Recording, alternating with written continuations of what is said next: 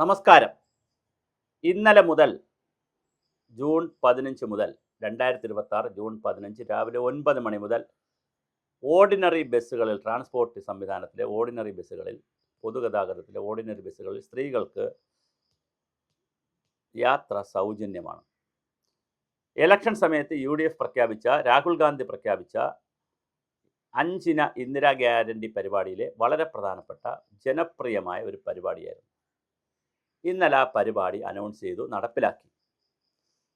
സംസ്ഥാനത്താകെ വലിയ ആഘോഷവും സന്തോഷത്തോടു കൂടിയാണ്. ഇന്നലെ ബസ്സുകളിലൊക്കെ സ്ത്രീകളുടെ വലിയ തിരക്കായിരുന്നു.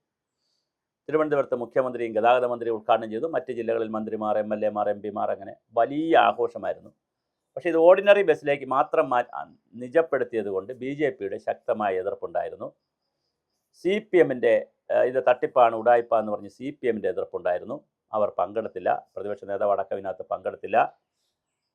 BJP MLA Mar പങ്കെടുത്തില്ല.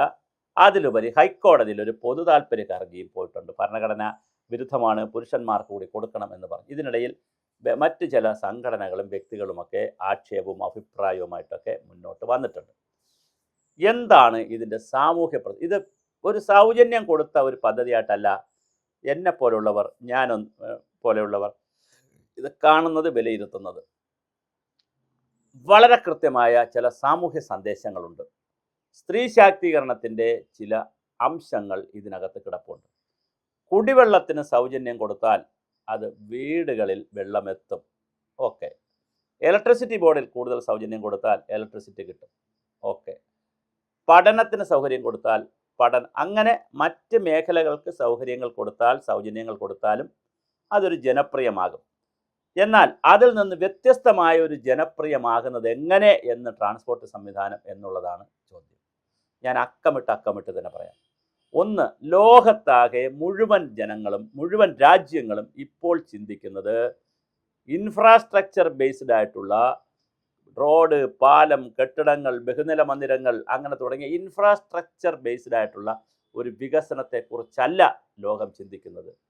വ്യവസായ വിപ്ലവത്തിന് ശേഷം വന്നിട്ടുള്ള ഈ പുതിയ കാലഘട്ടത്തിൽ വ്യാവസായിക അടിസ്ഥാനത്തിലുള്ള വികസനത്തെക്കുറിച്ചുമല്ല ചിന്തിക്കുന്നത്. IT പോലുള്ള തൊഴിലിടങ്ങളെക്കുറിച്ചാണ് ലോകം ചിന്തിക്കുന്നത്.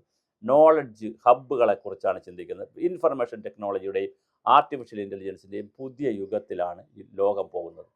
തൊഴിൽ മേഖല കംപ്ലീറ്റ് മാറിക്കഴിഞ്ഞു.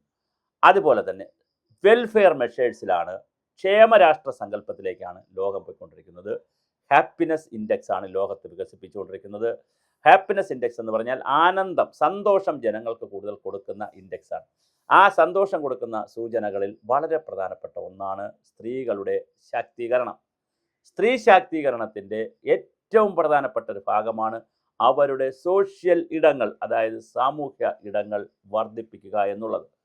ആ സാമൂഹ്യ ഇടങ്ങൾ വർദ്ധിപ്പിക്കുന്നതിന് അവർക്ക് യാത്രാ സൗകര്യങ്ങൾ കൂടുതൽ കൊടുക്കുമ്പോൾ സ്വാഭാവികമായും സ്ത്രീകൾ യാത്ര കൂടുതൽ ചെയ്യും.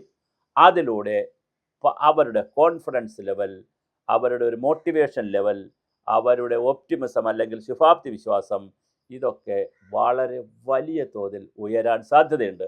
മാത്രമല്ല, വളരെ ചെറിയ ജോലിക്ക് പോകുന്നവരും ഒരു പ്രാവശ്യം പോലും ബസ്സിൽ കയറാത്തവർ വരെ കാണും. എന്ന് പറഞ്ഞാൽ ദാരിദ്ര്യരേഖയിലേക്ക് താമസിക്കുന്ന, കോളനികളിൽ താമസിക്കുന്ന വളരെ സാധാരണ ആളുകൾ അപൂർവമായി മാത്രമേ ബസ്സിൽ കയറാൻ പറ്റിയിട്ടുള്ള ഒത്തിരി ആളുകൾ കാണും.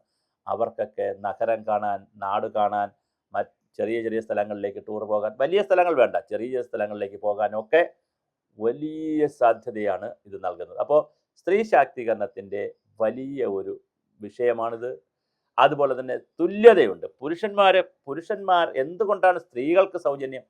പുരുഷ കേന്ദ്രീകൃതമായ ഒരു സമൂഹമാണ് കേരളവും ഇന്ത്യയും. അതുകൊണ്ടാണ് സ്ത്രീകൾക്ക് സൗജന്യം. അല്ലാതെ ഇതൊരു സൗജന്യത്തിന് വേണ്ടിയിട്ടുള്ള സൗജന്യമല്ല. പുരുഷന്മാരാണ് യാത്ര കൂടുതൽ ചെയ്യുന്നത്. തൊഴിലിടങ്ങളിൽ പുരുഷന്മാരാണ് കൂടുതൽ. എല്ലാ കാര്യങ്ങളും പുരുഷന്മാർ കൂടുതലായതുകൊണ്ടാണ് ഒരു റിസർവേഷൻ വരുന്നത്. അല്ലെങ്കിൽ റിസർവേഷൻ്റെ ആവശ്യമില്ലല്ലോ.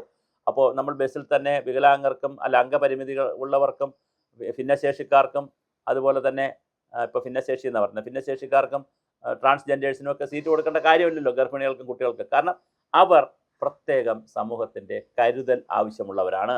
ഇവിടെ കരുതലല്ല പ്രധാനം, ശാക്തീകരണമാണ്. അതുപോലെ തന്നെ പൊതുഗതാഗതത്തിലേക്ക് സ്ത്രീ വരുമ്പോൾ കുടുംബം കൂടി വരാൻ സാധ്യതയുണ്ട്. അപ്പോൾ ഒരു ട്രാൻസ്പോർട്ട് ബസ് തന്നെ ആയാൽ പോലും ഒരു സൗജന്യ യാത്ര ബസ് കാണുന്നു, അല്ലാത്തൊരു ബസ് കണ്ടാലും തീർച്ചയായിട്ടും ഈ സൗജന്യ ബസ് യാത്രയിലേക്ക് ആയിരിക്കും കൂടുതൽ ആളുകൾ അട്രാക്റ്റ് ചെയ്യുക. മാത്രമല്ല സൗജന്യ ബസ് ഉള്ളത് കൊണ്ട് തന്നെ ഭാര്യയും ഭർത്താവും മക്കളുമൊക്കെ പുറത്ത് യാത്ര ചെയ്യാൻ സാധ്യതയുണ്ട്. അതിലൂടെ മറ്റുള്ളവർ കൂടി വരുന്നു എന്നുള്ളത് കൊണ്ട് തന്നെ ഒരുപാട് ആ രീതിയിലുള്ള വരുമാനം വരാൻ അപ്പോൾ ഇതൊരു ഒരു ഒരു ഒരു എന്താ ഒരു മണി സൈക്കിളാണ്, ഒരു എൻവയോൺമെൻറ്റൽ സൈക്കിളാണ്, ഒരു സ്ത്രീ ശാക്തീകരണ സൈക്കിളാണ്, ഒരു വൃത്തമാണിത്, ഒരു ചക്രമാണിത്.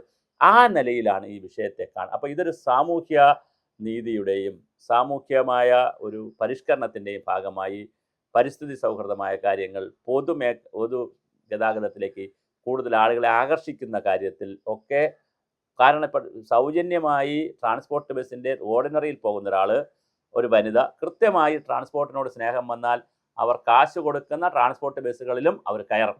കാരണം ഇതൊരു വേറൊരു തരത്തിലുള്ള ഒരു സിമ്പതി വർക്കൗട്ട് ചെയ്യുന്ന ഉണ്ടാവും. അപ്പോൾ തീർച്ചയായിട്ടും ഒരു സ്ത്രീ ശാക്തീകരണത്തിൻ്റെ ഒരു സാമൂഹ്യ വശം ഇതിനകത്ത് കിടപ്പുണ്ട്.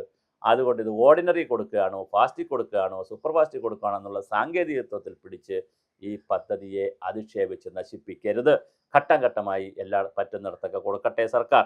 കുറച്ചാണ് കൊടുക്കുന്നതെങ്കിലും ആ ലെവലിൽ അത് വിജയമാണെന്നും ആ തരത്തിൽ അത് മുന്നോട്ട് പോകണമെന്നും ചിന്തിക്കുക.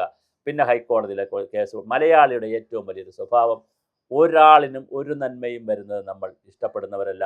എല്ലായിടത്തും നമ്മൾ ഭരണഘടനയെ കുത്തിത്തിരികി, നമ്മൾ ആവശ്യമില്ലാത്ത കർണാടകത്തിൽ ഇത് നടപ്പിലാക്കി. ഒരാളും കോടതിയിൽ പോയില്ല, ഒരു ഭരണഘടനയുമില്ല, ഒരു പുരുഷനും അവിടെ ഒന്നും വേദനിച്ചില്ല. കാരണം പുരുഷൻ വിചാരിക്കുന്നത് തൻ്റെ ഭാര്യയ്ക്കാണ്, അമ്മയ്ക്കാണ്, മക്കൾക്കാണ്, സഹോദരങ്ങൾക്കാണ്, തൻ്റെ വീട്ടിലെ സ്ത്രീക്കാണ് ആനുകൂല്യം കിട്ടുന്നത്. അത് തനിക്കും ഗുണകരമാണെന്ന് ചിന്തിക്കുന്ന പുരുഷന്മാരാണ് അവിടെ ഉള്ളത്. ഇവിടുത്തെ പുരുഷന്മാർ ഒരു വല്ലാത്ത പുരുഷന്മാരാണ് നമ്മൾ. ഞാനും പുരുഷനാണ്. വല്ലാത്തൊരു ചിന്തയാണ് നമുക്കുള്ളത്. പിന്നെ രാജ്യത്ത് തമിഴ്നാട്ടിൽ നടപ്പിലാക്കി, ഒരു പുരുഷനും കേസിന് പോയില്ല, ഒരു വിവാദം ഉണ്ടായില്ല, ആ ദിവസം ഒരു സമരവും ഉണ്ടായില്ല. തമിഴ്നാട്ടിലും ഭാഗികമായി മാത്രമേ കൊടുക്കുന്നുള്ളൂ, കർണാടകത്തിൽ ഭാഗികമായി മാത്രമേ കൊടുക്കുന്നുള്ളൂ. ഇതിനു വേണ്ടി സെപ്പറേറ്റ് കളർ ബസ് തന്നെ തമിഴ്നാട്ടിലുണ്ട്. അപ്പോൾ ഈ നമ്മുടെ സംസ്ഥാനത്ത്, രാജ്യത്ത് വിവിധ സംസ്ഥാനങ്ങളിൽ നടപ്പിലാക്കിയ സംസ്ഥാനങ്ങളിൽ കൃത്യമായ ഒരു ക്ലാസിഫിക്കേഷനും വർഗീകരണവും ഉണ്ട്. അവിടെ ഒന്നും ഒരു സമരവുമില്ല, ഒരു കേസുമില്ല. മലയാളി എന്നും തിന്ന് ജീവിക്കുന്നത് വിവാദമാണ്. അതുകൊണ്ട് തന്നെ ഇത്തരം കാര്യങ്ങളിൽ രാഷ്ട്രീയ വിവാദം കാണാതെ ഇതൊരു ജനതയുടെ ശാക്തീകരണത്തിൻ്റെ, നമ്മൾ വനിതാ മതിൽ കെട്ടുന്നതാണോ നല്ലത്, സ്ത്രീകൾക്ക് യാത്രാ സൗകര്യം കൂടുതൽ കൊടുക്കുന്നതാണോ നല്ലതെന്ന് ചോദിച്ചാൽ, എന്നോട് ചോദിച്ചാൽ സ്ത്രീകൾക്ക് യാത്രാ സൗകര്യം കൊടുക്കുന്നതാണ് എന്ന് പറയും. ഇതുപോലെ സ്ത്രീകൾ നേരിടുന്ന നിരവധി പ്രശ്നങ്ങളുണ്ട് പൊതുസമൂഹത്തിൽ വരുമ്പോൾ. അതൊന്നൊന്നായി അഡ്രസ്സ് ചെയ്യാൻ ഒരു സ്ത്രീ സൗഹൃദ, കുട്ടികളുടെ സൗഹൃദ, വനിതകളുടെ സൗഹൃദ, പിന്നെ മൊത്തത്തിൽ ഒരു ജനസൗഹൃദമായ ഗവൺമെൻറ്റായി മാറട്ടെ. അതിൽ ഏറ്റവും മനോഹരമായിട്ടുള്ള ഒരു സ്ത്രീ ശാക്തീകരണ പരിപാടിയായിട്ടാണ് ഇതിനെ ഞാൻ കാണുന്നത്. അല്ലാതെ ഇതൊരു കേവലം ഒരു സൗജന്യം കൊടുത്തു KSRTC നഷ്ടത്തിൽ പോകൂലേ, അല്ലെങ്കിൽ ഗവൺമെൻറ് നഷ്ടത്തിൽ പോകൂലേ എന്നല്ല ചിന്തിക്കേണ്ടത്. ചില കാര്യങ്ങൾ ചെയ്യുമ്പോൾ ചരിത്രം വഴി മാറണം. അതാണ് പുതുയുഗത്തിൻ്റെ തുടക്കം.